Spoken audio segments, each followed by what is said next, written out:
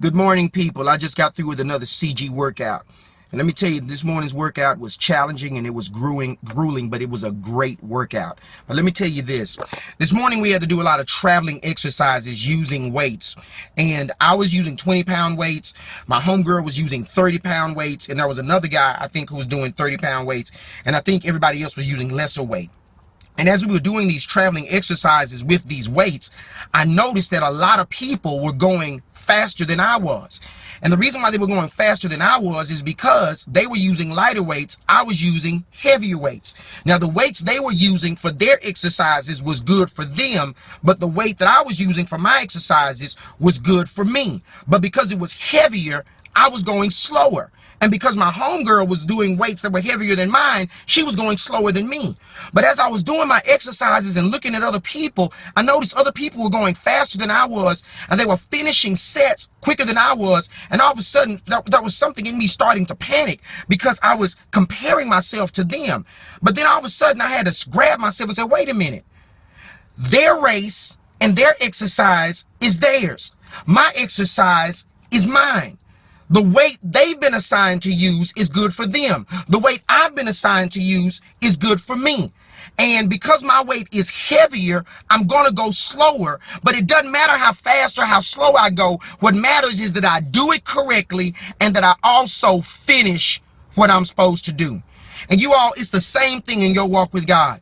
One of the greatest deceptions of the kingdom of darkness is to get you to step into comparison. When you start comparing your life to someone else's life, when you start comparing your walk with God with another believer's walk with God, or when you start overly allowing the opinions of other believers to shape and affect your life. Let me say this and let me make this real plain. When I'm working out, the only person's attention that I'm really concerned about when I'm working out is my trainer. And the reason why I want the attention of my trainer, because I want to make sure that my trainer sees me so my trainer can see if I'm doing my exercises correctly. I work out with other people, but I'm not working out for them. When it comes to your walk with God, you do life with other believers, but you're not living for other believers. Everything that you do for the attention of God. You do for the audience of the one. And let me say this, whatever God has assigned to your life, that is for you. And no matter how fast other people's lives are going, no matter what's going on in someone else's life, you thank God for them, you pray for them, but their life is their life, your life is your life. Their weight is their weight, your weight is your weight. Their cross is their cross, your cross is your cross. Their deliverance is your their deliverance is their deliverance, your deliverance is your deliverance. And let me tell you this, some of you are really skeptical and judgmental people, and I got to put you on blast when I say this. Stop judging other people's life as they deal with their weaknesses according to your own timetable. Let me tell you something. Some people we all come out of different circumstances and situations at different times. What took me a month to get over might take somebody else 3 months to get over. What takes somebody else 3 months to get over might take another person a year to get over. But it doesn't matter how long it takes as long as deliverance happens. Remember, your walk is your walk. Your race is your race. And you know something? One thing I learned this morning is this. The scripture that says, the race is not given to the swift nor to the strong, but to the one who endures to the end. God is not concerned about how fast you go.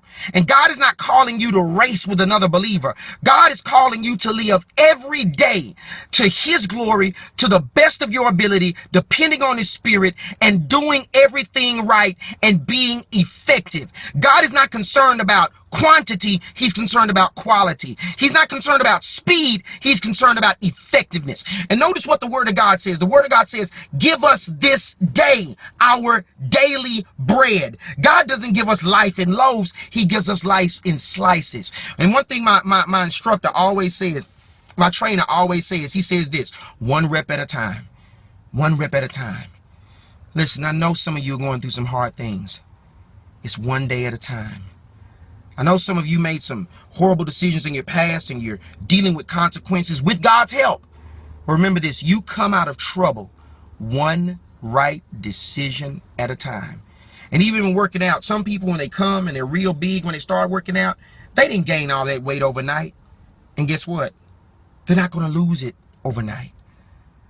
Remember, God loves you. And the first law of God's love is that he's patient. If God is patient with you, don't you think you ought to be patient with yourself? God loves you. He's with you. Run your race to the best of your ability, depending on God's Spirit. And don't compare yourself with others.